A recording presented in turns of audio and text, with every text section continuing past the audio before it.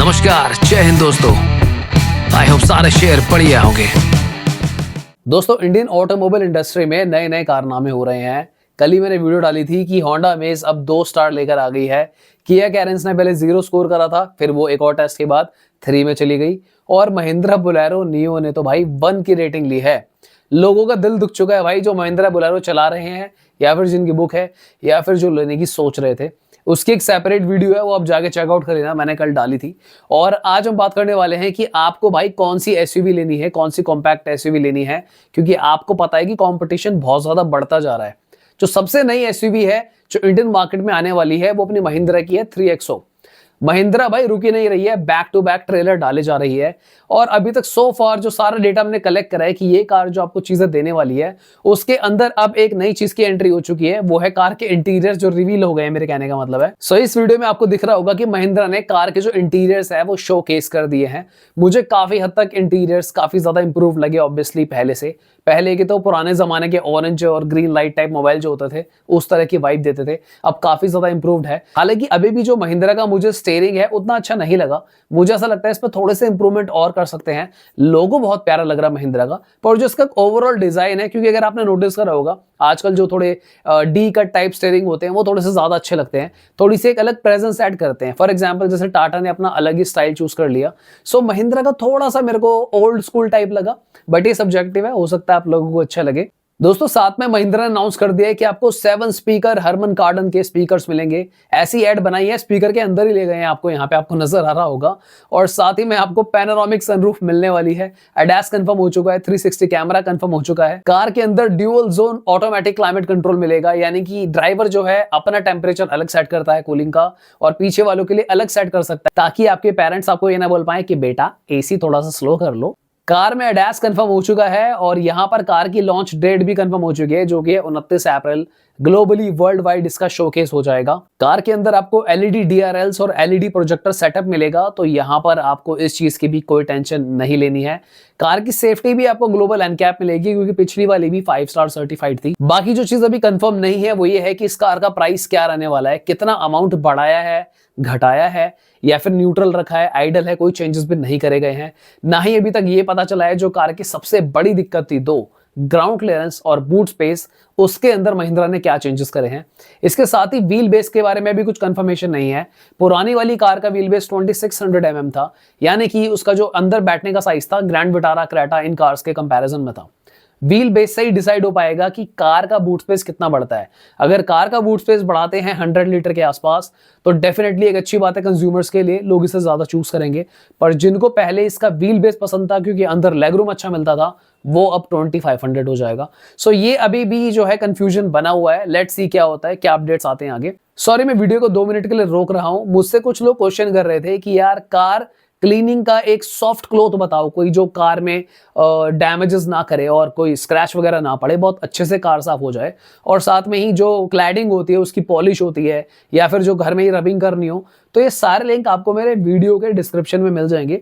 मैंने hand pick चीजें checkout कर रखी हैं, तो वहां पर से जाके आप चेकआउट कर सकते हो। आपको ब्रेजा का कोई कार कवर लेना हो या फिर कोई की कवर लेना हो, ये जो लिंक्स मैंने लगाए हैं ये रेप्यूटेड वेंडर्स हैं और वेरीफाइड अमेजोन से है, तो आप यहां से जाके खरीद सकते हो। चैनल की भी थोड़ी सी हेल्प हो जाएगी। और दोस्तों, प्लीज वीडियो को लाइक कर दिया करो यार, चैनल को सब्सक्राइब कर दिया करो, प्लीज सब्सक्राइब कर देना, गोलीबाजी मत करना। तो दोस्तों, साथ ही में मैं आपको बता दूं कि जो स्कोडा की कॉम्पैक्ट एसयूवी है वो भी आने वाली है। यार देखो, स्कोडा के साथ दिक्कतें चल रही है। स्कोडा लाखों रुपए का डिस्काउंट दे रहे हैं अपनी कार्स पे, तब भी लोग खरीद नहीं रहे हैं।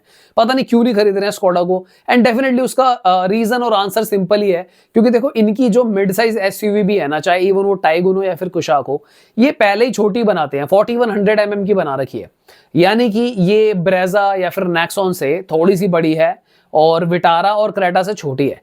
तो पैसा बराबर ही ले रहे हो, 13-14 लाख रुपए। उसके बाद कार में माइलेज भी थोड़ी सी कम मिलती है। डेफिनेटली इंजन बहुत ज्यादा स्मूथ है, कार प्रीमियम है, सेफ है। पर कंज्यूमर इंडिया का अभी इतना समझ नहीं पा रहा है, इन कार्स की इतनी सेल्स हो नहीं रही है। तो अब स्कोडा ने डिसाइड करा है कि भाई वो कॉम्पैक्ट एसयूवी में कूदेगा, यानी कि अब एक छोटी कार बनाने की सोच रहे हैं। और मैं एज्यूम कर रहा हूं कि इस कार का जो साइज होगा, क्योंकि ज्यादातर इनकी कार छोटी इसलिए भी होती है दोस्तों, क्योंकि ये ना बहुत सोच समझकर नाप तोल के बनाते हैं।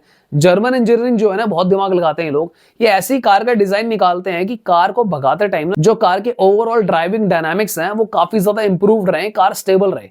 तो मुझे लगता है ये वाली जो कार बनेगी ना, अब ये आप सोचो कि compact SUV Brezza Nexon venue के साइज की बनेगी, एक्सयूवी 3XO, ऐसा नहीं है। मुझे ऐसा लग रहा है कि भाई ये काइगर के साइज की बनेगी या फिर पंच के साइज की बनेगी, थोड़ी छोटी ही बनेगी कॉम्पैक्ट एसयूवी यहां पर अब ये कार बनाकर ये लोग अगर सोचे कि भाई हम इसका रेट 9-10 लाख रुपए रख देंगे, वही अपनी पुरानी सोच के साथ, तो दिक्कत हो सकती है। इस कार का रेट भाई 8-9 लाख रुपए रखा जाए, ना कि 10-11 लाख रुपए, वरना ये कार फ्लॉप हो सकती है। पर अगर आप इंटरेस्टेड हो तो डेफिनेटली आप इन दो कार्स का वेट करो, 3XO और स्कोडा कॉम्पैक्ट एसयूवी। 3XO का लॉन्च तो ऑलमोस्ट आने ही वाला है, बुकिंग भी स्टार्ट हो चुकी है, और स्कोडा कॉम्पैक्ट एसयूवी के अपडेट्स भी जल्दी आ जाएंगे। अब जिन लोगों के क्वेश्चन ये आ रहे थे कि यार नेक्सॉन सीएनजी का वेट करना है या फिर ब्रेजा सीएनजी पे चले जाएं, अब प्रॉब्लम यहाँ पे क्या है ना दोस्तों, कि कॉम्पैक्ट एसयूवी में अभी सिर्फ ब्रेजा ही सीएनजी में अवेलेबल है। इवन Hyundai भी सीएनजी देता है, पर वो वेन्यू में दे नहीं रहा, उसका रीजन को क्लियर नहीं है कि क्यों नहीं दे रहा। हालांकि वो लोग दे सकते हैं चाहे तो, क्योंकि एक्स्ट्रा में भी तो आ रही है, पर पता नहीं क्यों नहीं दे रहे। तो ऑप्शन एक ही है ब्रेजा। सो अब ब्रेजा की तरफ जाना समझदारी है, या फिर अब आप नेक्सॉन की तरफ जाना चाहते हो। देखो, पहला फैक्ट ये है कि नेक्सॉन सीएनजी है ना, उसे आने में भी 1-2 महीने लगेंगे, एक एग्जैक्ट डेट कंफर्म नहीं करी है अब तक। हालांकि उसके ट्रेलर वगैरह आ जाने चाहिए थे, प्रॉपरली अनाउंसमेंट हो जानी चाहिए थी, जो उसका जनरल टाइम था लॉन्च होने का, पर उसका अपडेट नहीं आया है। पर मैं आपकी थोड़ी सी हेल्प कर सकता हूँ, क्योंकि देखो किसी कार का वेट करना, कुछ लोगों को जल्दी होती है, कार बुक करनी है, 100 काम होते हैं। तो पहली बात तो आपको टर्बो में सीएनजी मिलेगी, जैसा लास्ट हमें अपडेट आया था कि भाई टर्बो इंजन के अंदर नेक्सॉन में सीएनजी लगेगी, और ये एक एक्सपेरिमेंटल चीज है, आज से पहले कभी नहीं हुआ है। या फिर 4 सिलेंडर का 1.2 इंजन लगाए, जो नेक्सॉन के पास मेरे ख्याल से है ही नहीं, तो 1.5 लीटर का इंजन बचता है, वो इनके पास डीजल है, तो 1.2 लीटर फिर 3 सिलेंडर बचता है। अगर ये लोग पंच वाले इंजन नेक्सॉन में लगाएंगे तो बहुत ही बेवकूफी है। सो आप समझ रहे हो, 1.2 लीटर टर्बो में लगेगा, तो एक्सपेरिमेंटल चीज है। अब अगर आप लोग ये आंसर मांगते हैं कि भाई क्या ये उतनी ही ड्यूरेबल है या उतनी ही रिलायबल है जितनी मारुति की सीएनजी है ब्रेजा की, तो मैं इसको यस तो नहीं कह दूंगा। क्योंकि भाई देखो, मारुति ब्रेजा हो या फिर मारुति कोई भी कार हो सीएनजी की, ये कई सालों से चल रही है, राइट। तो हम भी जाते रहते हैं, मैकेनिक से मिलते हैं, सर्विस सेंटर्स में जाते हैं, कंज्यूमरों से बात हो जाती है, तो इसका एक पॉजिटिव फीडबैक है, क्योंकि कई सालों से चलता आ रहा है। और कोई कंपनी जब कई सालों से कुछ कर रही हो तो इंप्रूवमेंट्स कर लेती है। अब as I said this thing, इसका मतलब ये बिल्कुल नहीं है कि नेक्सॉन की सीएनजी जो है कोड़ा निकलेगी, पर अभी वो एक्सपेरिमेंटल मोड पे रहेगी थोड़ा टाइम। तो मैं तो ये नहीं कह सकता कि भाई बिल्कुल ही एक्यूरेट आएगी, क्योंकि कुछ भी हो सकता है, वो बहुत एक्यूरेट भी आ सकती है, और कुछ लोगों को शुरू में कंसर्न्स भी आ सकते हैं।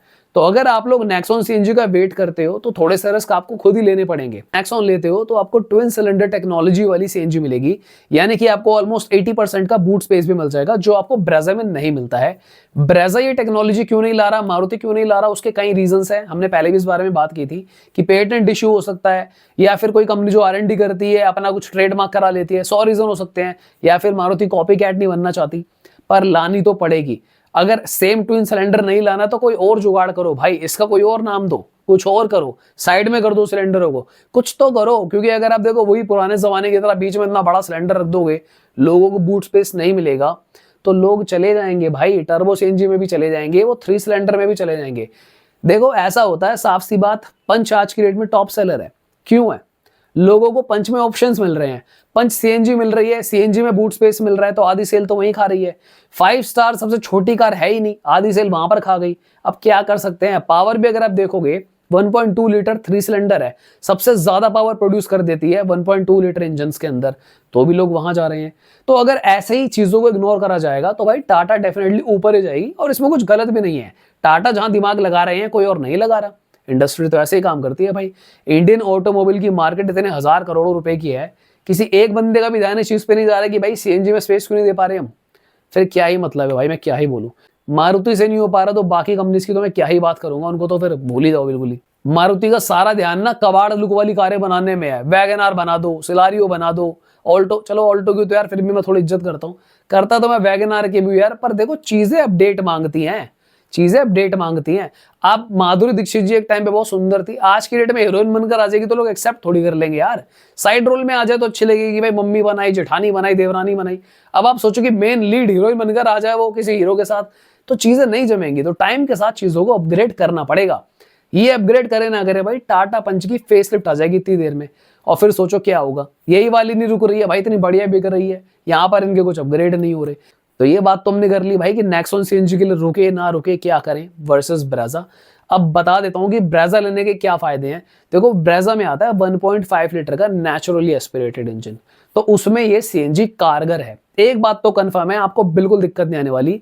जो भाई ब्रेजा सीएनजी ऑलरेडी चला रहे हैं उनका कोई नेगेटिव रिव्यू या कोई भी नेगेटिव फीडबैक नहीं है, उनको बहुत मजा आ रहा है। कार की माइलेज भी काफी अच्छी निकल रही है। रही बात स्पेस की, तो भाई ज्यादा से ज्यादा यही हो सकता है कि 5 सीटर कार है तो भाई 4 लोग जाओ और एक सीट पे सामान रख लो, यही ऑल्टरनेट हो सकता है, और कोई तो ऑल्टरनेट नहीं हो सकता।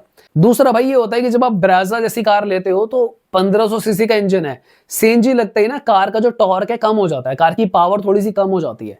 तो अगर 1200 सीसी की कार में सीएनजी लगती है तो मान लो तकरीबन आपकी 1100 1000 सीसी बन जाती है, तो 1500 में लगेगा तो मान लो भाई 1200-1300 सीसी बन जाएगी।